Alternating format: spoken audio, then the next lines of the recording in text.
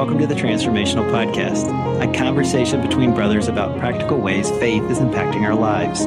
We invite you to join us on this journey as we are learning to let faith transform the way we live. We are glad you are with us today and look forward to sharing our journey with you. Now let's jump in. Welcome to the Transformational Podcast. We are glad you are joining us today, wherever your day has you. Today's going to be a little bit different. Chris and I talked about this in one of our previous podcasts that we're going to have on a guest or two as we go forward. We want to have folks be able to come in and talk about their transformational faith. Today, Chris, I had the opportunity to speak to a missionary from the Philippines, a guy named Billy Morgan. Great story of faith and a great story of faith on how God took him through the kind of the crawl, walk, run phase. A lot of what we're talking about, just being obedient to that next step on what God's calling him to do. And he came from a Christian family. He did school to become an accountant. He knew he was called into missionary, didn't really know where, but he was obedient to the next step that God was calling him to. So I'm really excited to for folks to listen in today. I'm honestly excited to listen to it again.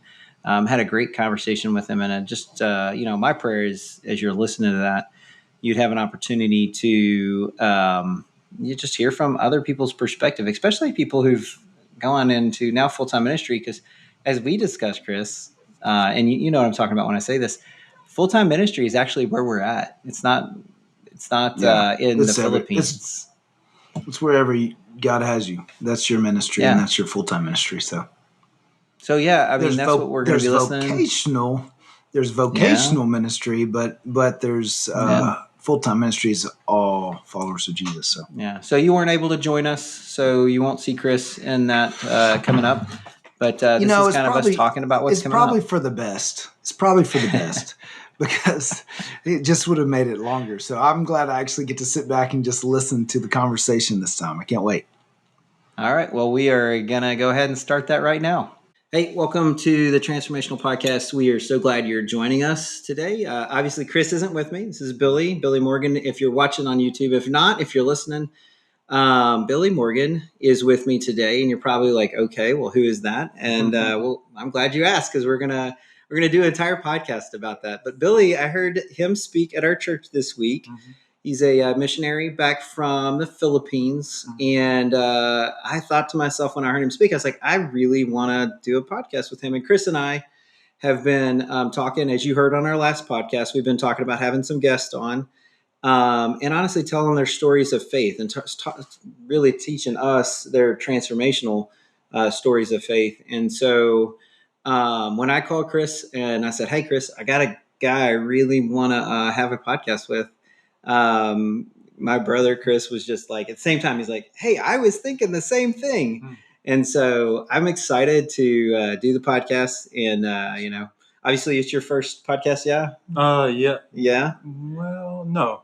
No, I've really? done before. Yeah. All right. Yeah. Awesome. Yeah. So once in the Philippines. Okay. So hopefully not as nervous as one would be on their first time, but Philippines missionary, and came to our church and spoke this last Sunday, told us a little bit about, honestly, you spoke from God's word, talked about what Paul had prayed for believers, which I enjoyed. Right. I wrote that down. Okay. And then I did write it down. I'm serious. Yeah. Dude, look at that. Oh, that's good. Yeah. Good. I took some notes. Yeah. And then you told us a little bit about your work there. And so where I want to start today, if it's okay. Sure. So we don't jump right to the end. I want to start a little bit about kind of who are you? Who's Billy? Where did you grow up?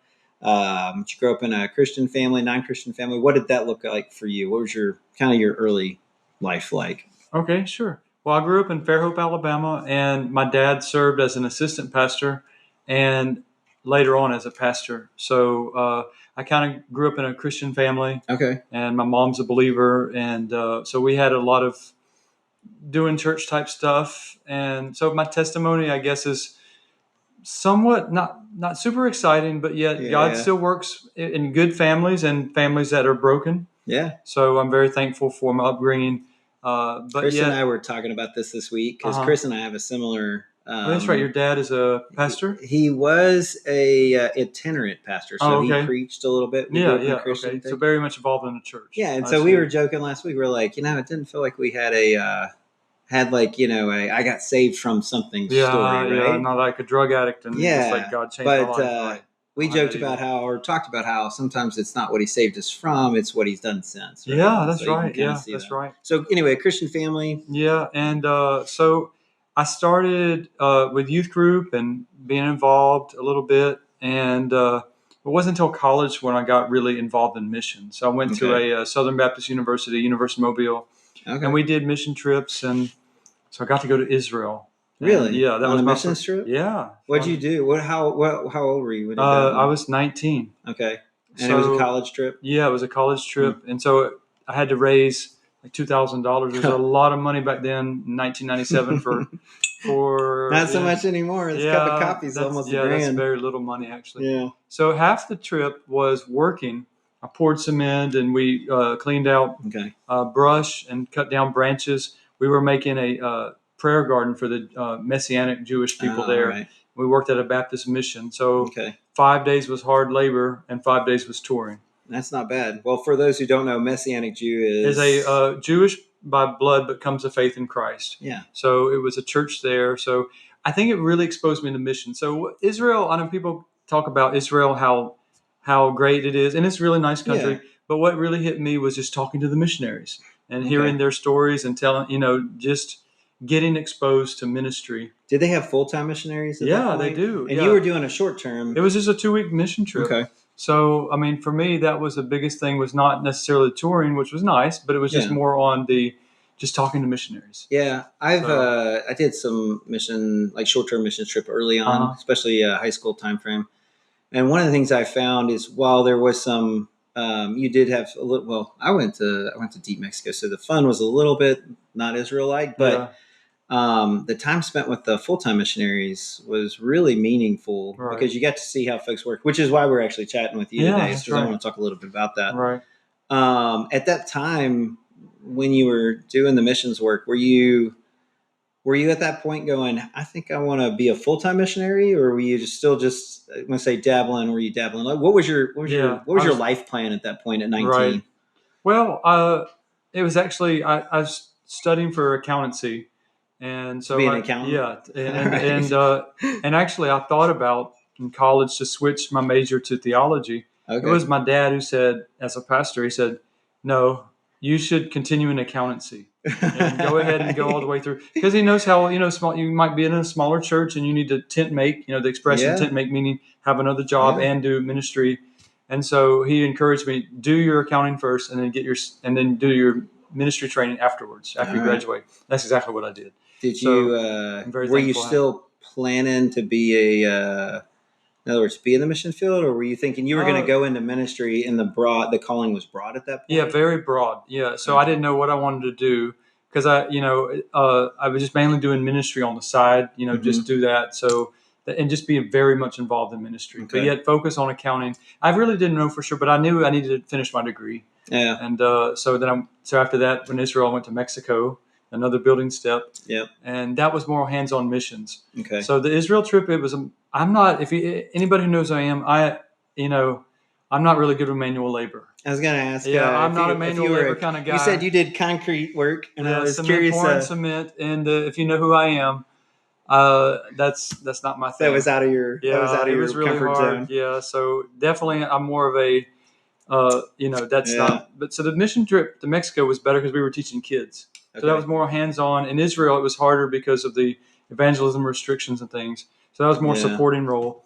But for Mexico, we were, teaching kids the gospel out of the wordless book, black as sin, red as blood. Okay, yeah. So, and then we had a translator. So that was definitely more hands-on. Yeah, definitely hands-on mission there. Okay. How long was that one? Was that just a week? Term? Yeah, another short term. Do you think there's value in the short-term missions trips? Like, what do you see the value? Because I've done several, and I've heard some. I want to say debate's not the right word, but some discussions. On that. Discussion. Do you think the short terms are valuable? Yes, and no.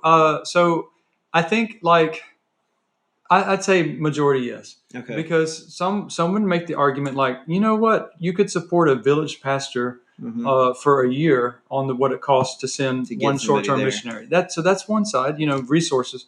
But at the other side, I would never trade those experiences in my life. Yeah. And so it's like, I mean, yeah. So I spent $3,000, 2,000 for the Israel, 1,000 Yeah. for Mexico, and I loved it. Yeah. And I think God used it as a building steps or building blocks in my life to, So Yeah. I don't want to.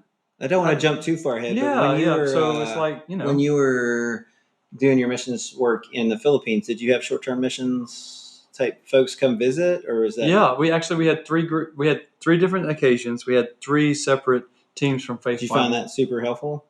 Or Or yeah, I mean, a little obviously bit. you don't want to Actually, besmirch so folks here, but yeah. So basically, what we did was, since I train pastors, yeah, I don't expect 17-year-olds to train pastors. yeah, Yeah, that's so the that's thing, not going to right? be the thing. But what we did was we've made connections and partnerships with these pastors and their churches. Okay. So we visited the churches that we kind of have partnerships Okay. with, and we did like school ministry. Yeah. And I think it was pretty beneficial. Like there was one church in the mountains, it was 2 hours. It was in a Yeah. remote mountain village, and we took the Faith Bible team, Yeah. and they were very appreciative of them coming. So I think it's I think it's funny. I think the piece of that is that I found value in it, because I've done several short-term missions here and there, is I pray that it's beneficial to the folks who are on the receiving end, right?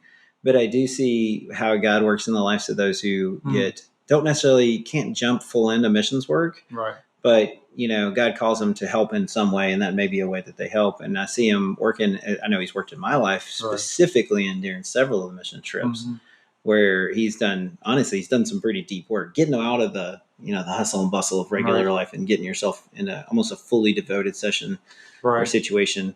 I think we see that sometimes actually in the New Testament, where folks get sent out and then come back, kind of thing, where they're not full time. Right.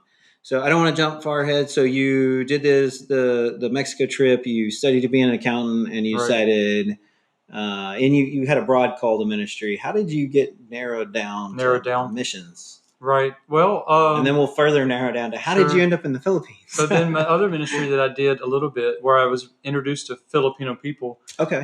We live in a coastal town, Mobile, Alabama. So there was a group that had ministered to seafarers or sailors coming off the boats and cruise ships and things. And so I met a lot of Filipino people that way, just on a casual basis. They would take them to Walmart and do this church ministry or ministry, kind of like a parachurch ministry. And so like what happened was I got introduced to international missions a little bit more, and working with them. We did inner city missions. That wasn't really my thing, but I enjoyed seeing it and being helpful. Were you working at the time, or were you doing missions? I was mainly just going to college, and I was doing part-time work in accounting. Okay. So I had a job, but so I think it's funny. So like I prayed a prayer. So like I was graduating in 2002. Okay. And about a year before that, I said, Lord, I think I want to go on a mission trip, before I get settled into the workforce. It's hard to take off, especially when you're new to a job, So I was like, well, maybe the Lord will lead me to a trip, do a mission trip before I get a job. Okay. And graduate college, do a mission trip. Lord, wherever do you want me to go? I'll be open to wherever. Yeah. The next day, God has an answer to that prayer. What did that look like? That was Teresa's. My wife is from the Philippines, by the way. So her Were pastor. Were you married at the time? No, we didn't know each other. Her pastor shows up at her church, and I don't know if he was already. Maybe he was already. I think he was already scheduled. Doesn't matter. Yeah, it was already. Yeah, Lord, I want to say it was the next day or the next week. Yeah, it was really soon. And then, listening to their mission report, I said, I think I would like to go visit them. Just it was kind of almost like a heart feeling. Like I could do something like that, right? Because they do. I was 22 at the time, 22. And I said, I think I could do kids ministry, youth ministry, camp ministry. They have all that. And so the missionary lady, she's the wife of the missionary, she invites me to go to their ministry. Okay. We would like to have you visit. I think that's an answered prayer. Yeah, it is. Yeah. So Chris and I talk about that all the time. Right. Now, the fact that, because that's part of what we try to help people along in their just their faith journey is, okay, so how do you how do you hear God? What does that sound like? And we talk Right. about that all the time, right? Because everybody's like, I'm trying to see where God wants me to go, and they may not be asking the right question. I think one of the question you asked, which I think is the right question, is you said, Lord, I think I want to go on a mission trip, and you didn't say, and this is where I want to go. You said, Yeah. I would be open to wherever. Right. And so it's a open-handed question of God. I'm willing to follow you, face first in anything you're calling me to be, That's right. calling me to do. Right. And I think that's the question. And honestly, I think that's the question that got you the response as fast as it did. Otherwise, if you had said, hey, I want to do this, I want to go to a mission trip and I want it to go over here, and you had pre-described, I think God would have probably,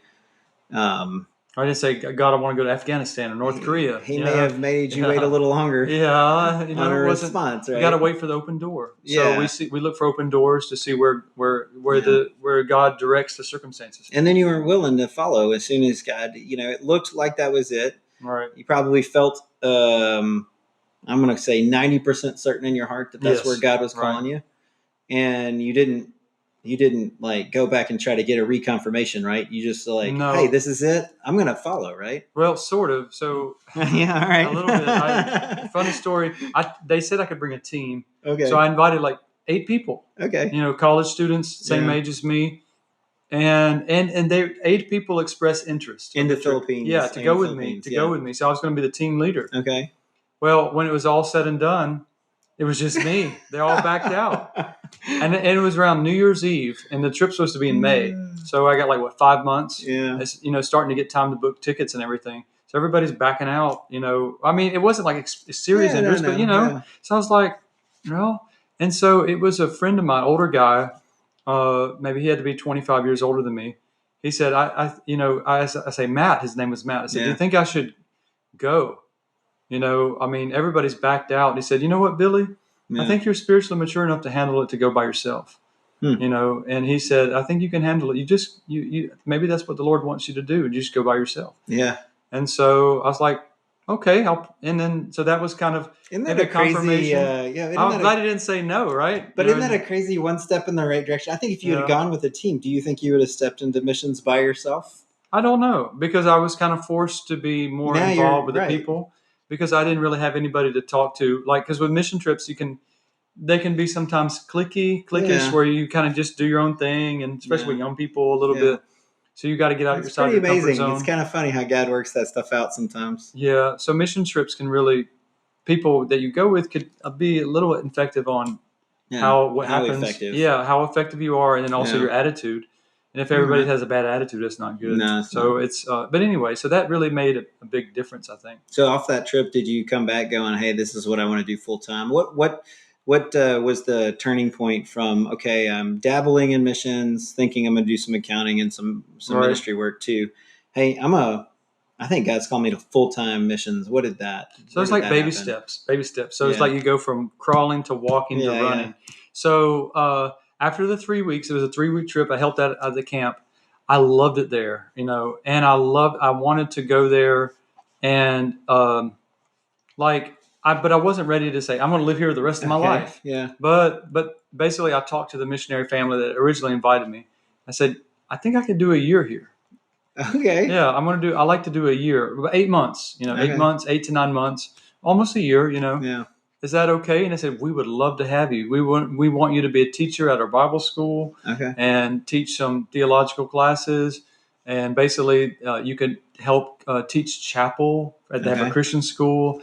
And I found out they have, I could be a coach. Okay. I can coach running. They needed some accounting help for their budgeting and things. So for their accounting, so I could do that. I like jack of all trades, stuff that I really love to do anyway. It was available. So I'm like, well, okay, let me go back and get some money together. I'll come back here for almost a year. Okay. And that's what I did. Support? So basically I got a job. So, and I was living at home. So that I self-supported about halfway of it, half of my expenses, maybe. Another half was some donations. I spoke at a few churches and people helped me out along the way. Yeah. So which we're called to do. Yeah. So we got it all together. The Lord took care of it. So the job especially helped. That's and nuts. So I put it all together, and then I was there for 8 months. Yeah. Halfway into the trip, I get a little homesick.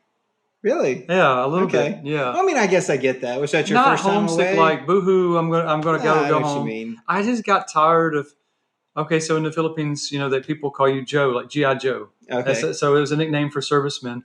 And for some reason that really annoyed me. Yeah. Now it's a Yeah. great Yeah. honor if somebody were to call me Joe, Yeah. but I thought it was kind of disrespectful. Mm-hmm. And so I was like, well, and maybe some inconveniences Mm-hmm. there's certain things that they don't have, like toilet paper in the bathroom. Yeah. It's Yeah. expected for you to bring your own. Okay. I've been to other countries before, and it's just not like the United States. Yeah. Yeah. Just stuff like that, and And I've been to a few, so I know what you're talking about. It's the it's not quite home, and yeah, like air conditioning. They don't have air conditioning in a lot yeah. of places, and it's Yeah. hot and this and that. And so there's just little inconveniences that kind of bother me.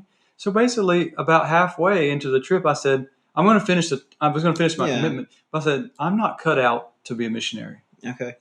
These Hmm. guys really sacrifice a lot. I'm going to be a U.S. pastor. Okay. So I want to be in ministry, but not a Hmm. missionary. That's interesting. So it's like I was at the right place at the wrong time. Okay. And I think I just needed to grow up a little bit. Okay. And the year went really good. And I made a lot of Yeah. connections with people. And I Did you felt learn language while you were there? I did. Okay. And so I did learn the language. They speak some English, Yeah. but I tried to learn. Mainly, this is kind of a selfish reason. I wanted to fit in a little bit Okay. and understand what was going on. Yeah, I know what people are talking But I about. also wanted to use it for the ministry too. Yeah. So it was dual purpose, I guess. So yeah, I really wanted to. I felt like that wasn't for me. Mm-hmm. The ministry, being a missionary. I'm just going to be a pastor, but I want theological training. So I had to make a choice. Did I go to seminary in the city because I had a Southern Baptist seminary there, or do I Okay. go back to home to Alabama? And I chose to go back. Okay. And that kind of pushed me and Teresa already in a relationship. So I kind of pushed forward our relationship. So I was like, well, we had to make some decisions. So we Yeah. decided to go, and I really wanted to be with her. Yeah. So we went to the States and did seminary. Okay. Yeah. That's funny. Now, did you meet Teresa here or the Philippines? No, I met her in the Philippines. Okay. Yeah. It was her pastor who came to our church. So I Yeah. met her on the ministry. That's fascinating. Yeah, I was chatting with Right. her. So for people who don't know, we had dinner with them last night, and so I was chatting with her, and she's Filipino, dual citizen, right? Yeah, right. And Dual citizen in so, both countries. Very neat, awesome. And you guys have 3 kids and the Mhm. rest. So when you guys come back, you decide, hey, this isn't for me. Did you end up doing seminary and then deciding, okay, actually, I feel drawn back into it? Or Yeah, so it's really funny. So, like, I guess a year I did seminary, and we have a church seminary, and it's basically our pastor wanted to train Mhm. other pastors. So I Okay. enrolled there. But my Hebrew teacher, it was not really that good, and it really overwhelmed me. And around that time, I'm like, this is too much for me. And it wasn't. I still wanted to be in ministry, but not like I don't think I'm going to be a pastor. Yeah. So I felt like this is not what I need to be, and I'm not going to do it. And so it's like I had a talk with our pastor, and I said, I think I'm just going to be an accountant and just do ministry on the side. Okay. And he So said a that's little bit fine. like a tent maker pastor, right? Yeah, well, not even a pastor. Or I was like I just want to be a filler? servant of God and do Okay. that. So Yeah. it's funny because he said, well, we're going to make you our official Philippine ministry guy. Okay. And so we dedicated ourselves to do short-term missions. So we would lead trips back to the Philippines. So we went back 2005, 2006. Every year we'd go back to the Philippines. Okay. And I decided I'm not going to be a missionary or a pastor. But every time I went back to the Philippines, God was leading He was me. still taking you there. You made me Yeah. think of a verse. So what I was looking Okay. up for those who are watching, Proverbs 16, Mm. 9. I had to get a little help. I can't Okay. claim that I knew this, but I knew the verse. So I just couldn't Proverbs find the 16, 9. reference. And so it makes me think of this one, Proverbs 69. It says, in his heart, a man plans his course, but the Lord determines his steps. And so it sounds to me, you said crawl, walk, run, and that really resonated with me. And hopefully it resonates with folks who are listening. A lot of times we think when God calls us, like he's calling us into the run. Right. And I personally believe sometimes God's calling us into the crawl. Yes. And then he's calling us into the walk. All right. And then he's calling us in the run. And we need to be open to that idea that we can plan our steps, but God's going to direct our course. That's right. And That's I think that's what I see in your life. If I'm Yeah, that's hopefully right. not speaking out of turn. No, not at all.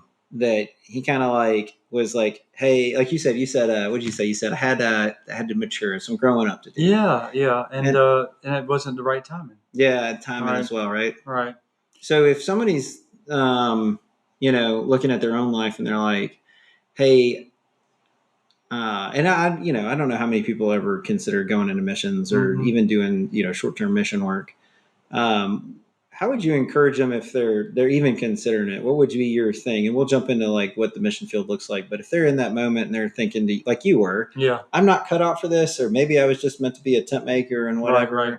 But they still feel that kind of that persistent Right. draw that Right. like, hey, I'm kind of going. Which based on what you went through, right? Because Mhm. everybody's experience is different.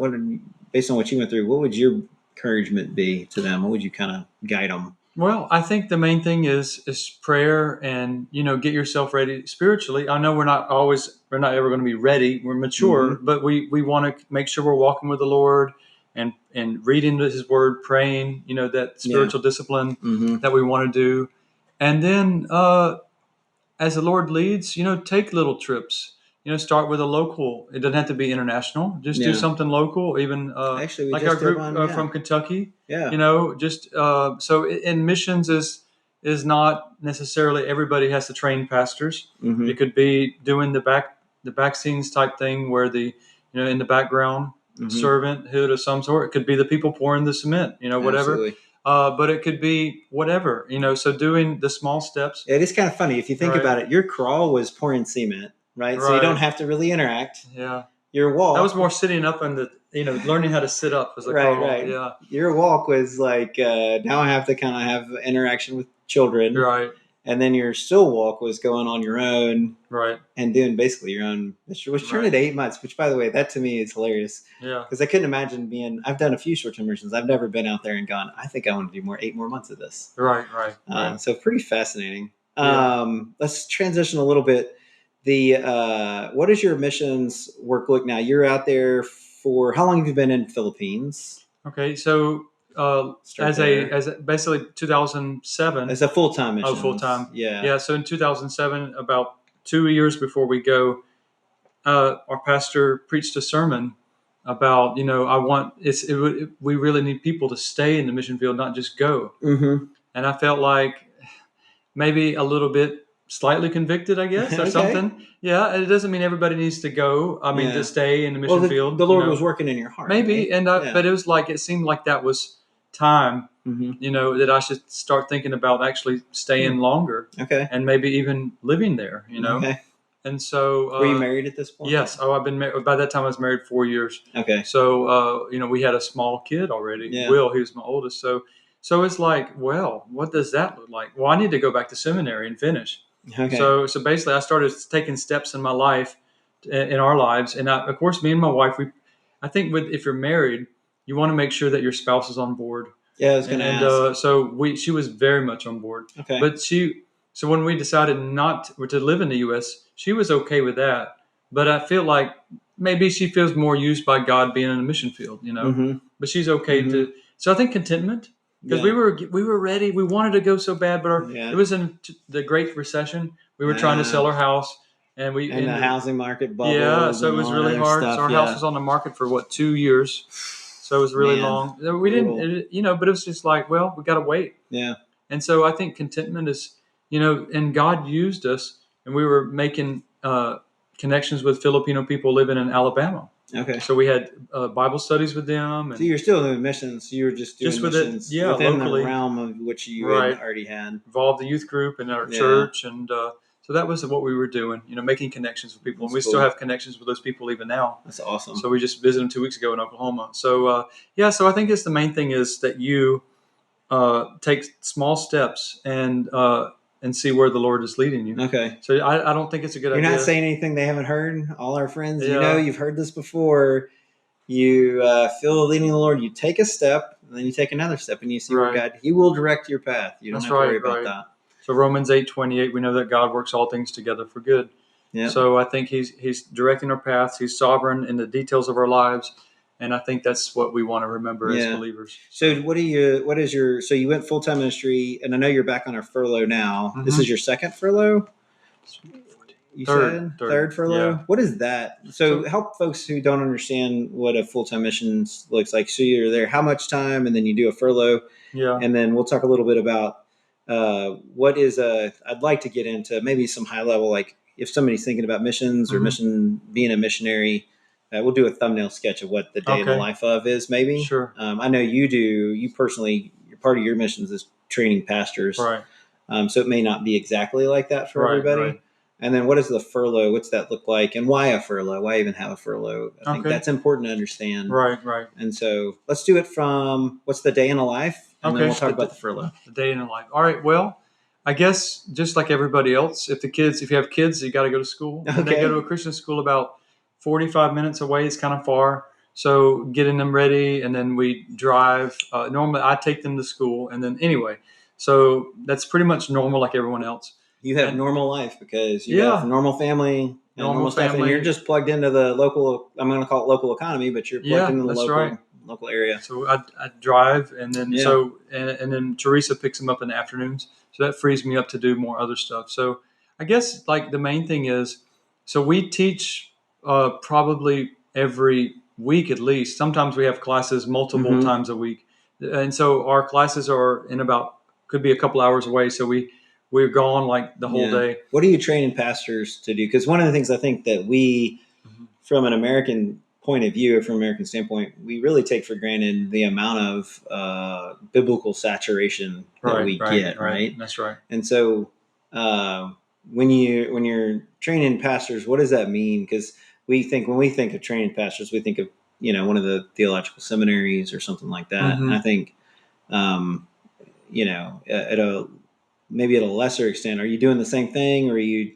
Where are you at with that? We train pastors. So I guess about 12 years ago, I wrote a lot of my own material, and I was able to use sources from different, like our biggest class is Bible interpretation. I was So going we to say, focus on that. So because as a pastor or a leader, you want to make sure you're properly interpreting the Word of God. Yeah. So do you use the big words like does exegetical? And hermeneutics, does that translate into Philippines? Or we just use those words. Yeah. Okay. Explain it. So exegesis, for those who don't know, is interpreting the scripture as it was written at that time. Hermeneutics is how does it apply to our life. Yeah. Anyway, right. sorry for the folks who don't. So we focus on that, and we try to interpret. Interpret. We try to teach that. So a lot of times my day is reviewing the lessons or making new lessons. Okay. So I teach an online class on Tuesdays. So I'm constantly making new lessons, or I'm improving my old lessons. Yeah. Now, if I'm teaching, the days that I teach, so if I have to travel, like one of my classes, we have to leave the house at 6 a.m. Okay. So get up at 5, leave at 6, and it's because it takes us 3.5 hours to get there. And then we teach from like 9 to 4, and then we come back the same day. So I know there's like a range of experiences, and I think that's one of the things I really kind of want to talk about the life of. I think sometimes folks are like, folks in the mission field are either like, I don't know, they really don't know. It's almost like a black hole. They're either slaving away or they're not doing anything. They're on a vacation.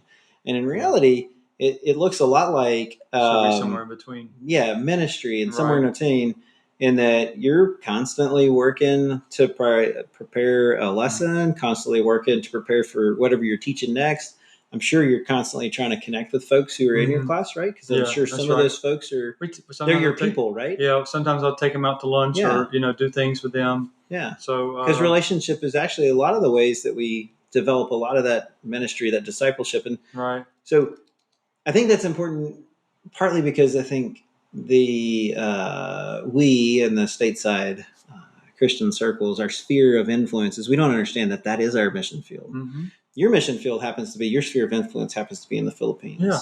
Whereas like, my friend who's listening right now, our friends who are listening right now, their sphere of influence might actually be wherever they're working right now. That's right. And so, those relationships you're building at work are as important as the work that Billy's does in the Philippines, teaching pastors. And I think that's important. I think we don't make that connection because I think we almost separate the church and work, or church and state, and that's just not a thing. Yeah, it should be the same. And I think God has called us to different things. Yeah. And so I use this expression. I don't really like the term secular job. Yeah. Because everything you do is for God. Whether you're, you go into this job or that job, or you're a truck driver or whatever. Yeah, we It's did all this. for God. If you're a Bible teacher, that's for God. That's for the Lord.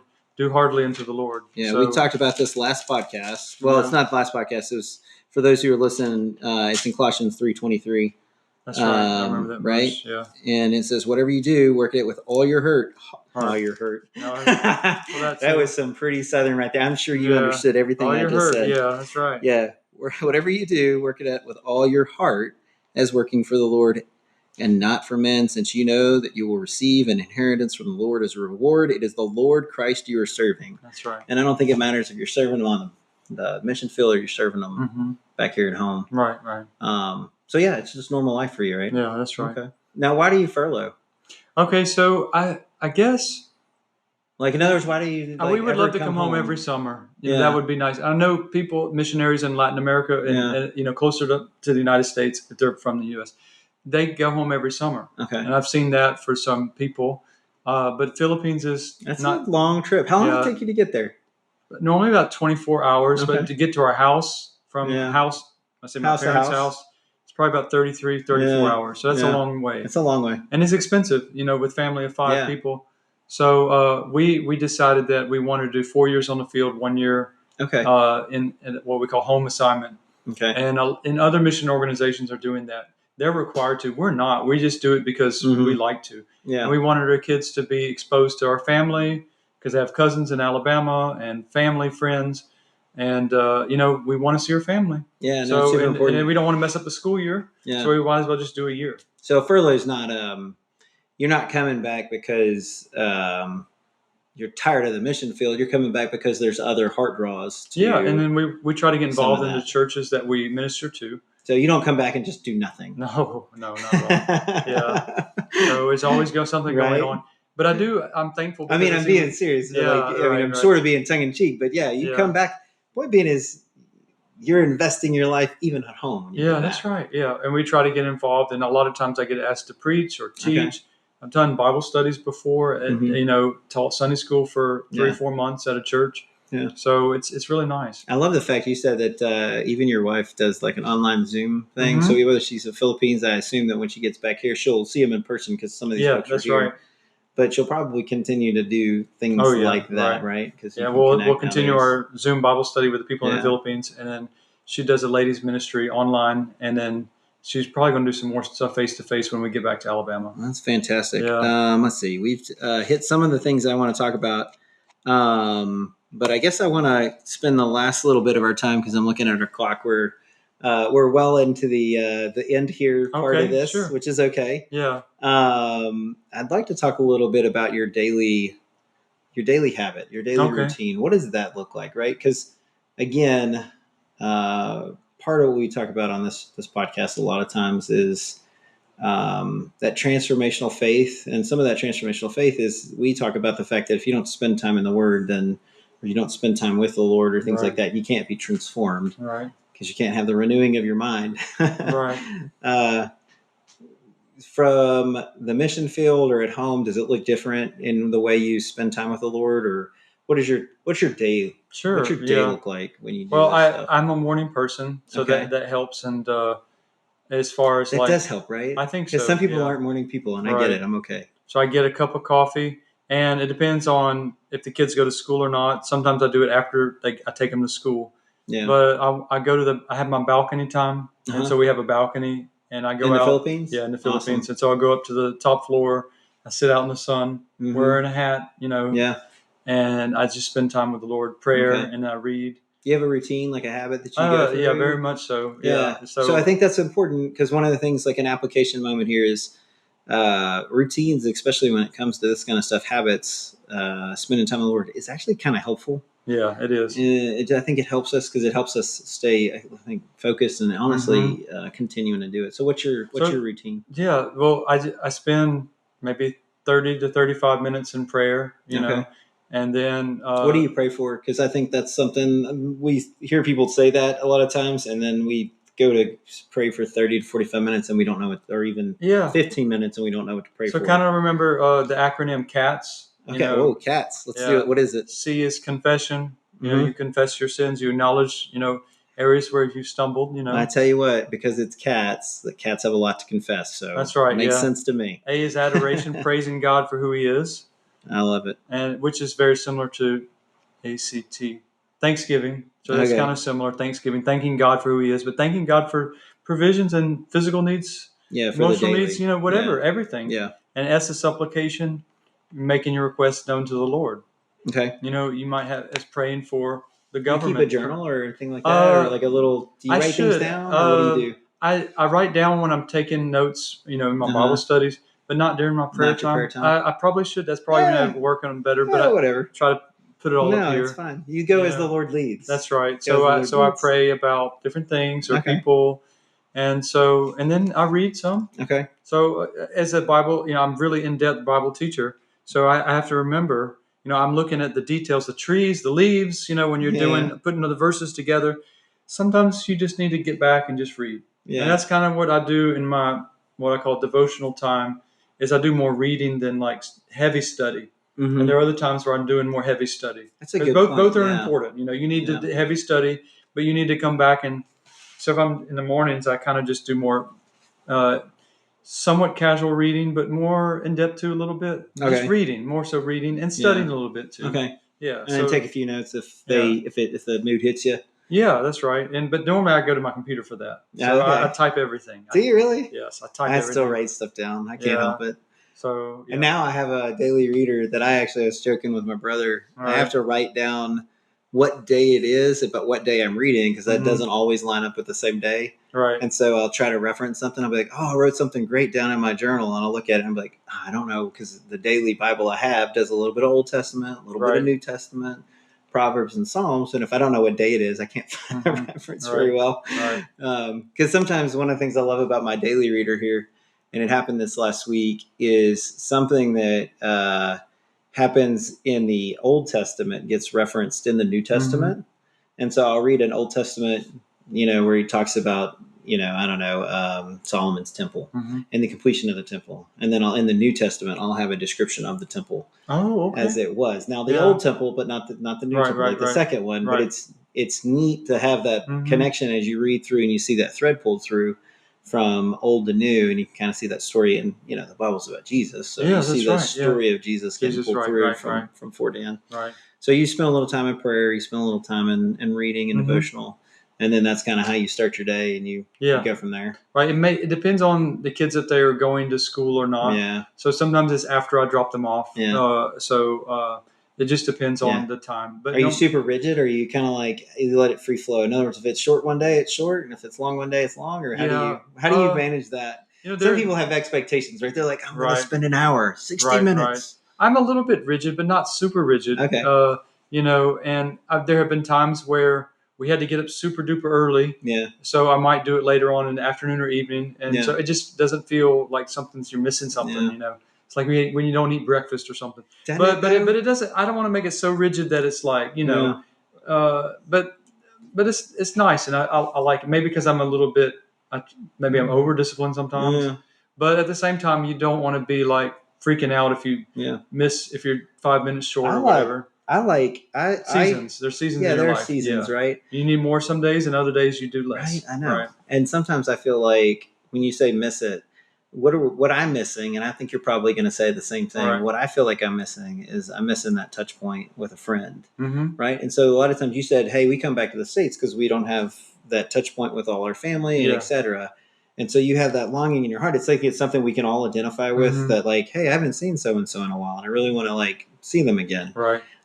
I have kind of that same feeling when I miss in the morning of like not having that time to spend with the Lord, with Jesus, because He wants to be in a relationship. He wants to be our that not just like rigid. We read this for religiosity, but to read it for relationship. Right, that's right. And so that's what I feel like I miss when I miss in the morning, or if I have to cut it short. That's right. Like I'm cutting it short with a friend. That's right. Yeah. But and then there are times where you have more time. You can, or maybe weekends, you can even read more, study more, pray more. Yeah. So it just depends on certain days too. Yeah. And but you're right, something like that. Yeah. So we're kind of coming to the end. I want to give you an opportunity to kind of, if you were talking to your friends and somebody's asking you about the mission field, and maybe they don't know whether it's a short-term mission trip looks like for them, or maybe it's a long-term mission trip. And frankly, if you want to throw something in for the people who aren't doing missions, and that's okay because God's called them into a different circle, I'm okay. What do you say to folks when they ask you a little bit about that kind of stuff? Maybe they don't. They say, "Hey, I want to be like." Mission sounds interesting, but I don't feel called that way. Yeah. Like, how do you respond to that kind of stuff? And what advice do you give those folks? Yeah, I think God leads us and directs us. He's given us everybody a spiritual gift, and He's put us in a specific place. So wherever you are, you can be your ministry. Yeah. It doesn't mean you have to go overseas. And we need prayer warriors that are back in the States praying. Yes, we do. We need people to do service in the local church as well here in the States. So there's just so many things that we can be involved in. We need people to serve their families. There's homemakers, women who are faithfully serving their husband and their children, and that's beautiful to God. Yeah. So we should not think that that's less of a ministry than what I'm doing or what anyone else is doing. So it's like we all have to, we need to be faithful for what God has given us. That walk, whatever that walk is, we're to be faithful in our walk with the Lord. We should be doing everything that we do as if under the Lord. That's right. Because it is under the Lord. So, it isn't man. Because if everybody were to go to the foreign mission field, there'd be nobody here in the States. Amen. So we need people here to do and be faithful to their families and do whatever. I appreciate you taking the opportunity to speak. I do realize I caught you out of the blue. We didn't know each other before Sunday. That's right. But I appreciate you being willing to come and be on the podcast. I'm looking forward to listening to this come out. And one of the things you'll find is you'll listen to this, back to this. Maybe you won't, but I do often. And I find that the Lord just speaks to my heart again. So it's kind of fun to come back and listen to it. If you're listening still with us, we greatly appreciate you being here. This is what we're going to mix in is times of a few guests here and there to have these conversations of faith, to understand the practical application of stepping out into an area where God's calling us. And so hopefully you got a lot from that today. And don't worry, it won't always be us and me and a guest or whatever. It'll be still me and Chris, but we will definitely take opportunities as we can to seize them. Okay. And tell people about what we're doing. So thank you. Thank you, everybody. Thank you for taking time to join us today. Our prayer is that you are encouraged in your own journey as you let faith transform the way you live. If you enjoyed hanging with us today, let us know by leaving us a 5-star review and sharing our podcast with others. We look forward to discussing what God is doing in our lives in our next episode.